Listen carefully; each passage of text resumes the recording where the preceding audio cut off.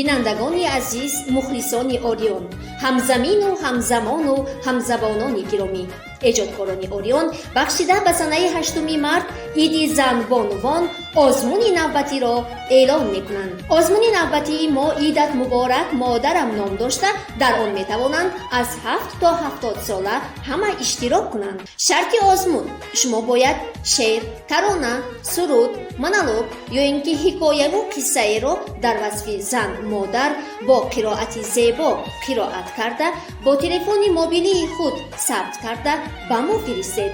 Инчунин ҳангоми ба навор гирифтан ба сару либос, манзараи қафо яъне ки фон низ эътибор диҳед ва аз ҳама муҳимаш ҳангоми ба навор бардоштан ҳаракат кунед ки дастонатон наҷунбанд. Озмун аз ҳамин рӯз эътиборан оғоз шуда то санаи 5 март идома меёбад. дар санаи 8 март бошад, мо 3 нафар ғолибонро муайян карда эълон мекунем. ба ғолибон тӯҳфаҳои ҳомиён супорида мешаванд. шояд шумо мепурсед ки ғолибонро чӣ тавр муайян мекунед? ғолибонро худи мухлисони Орион муайян мекунанд.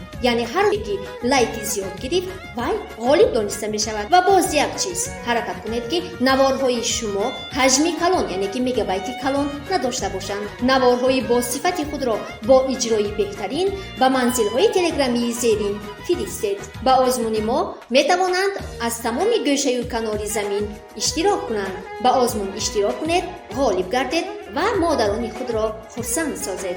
эй ҳамзамон, эй ҳамзабон, бо аҳли Орион бимон.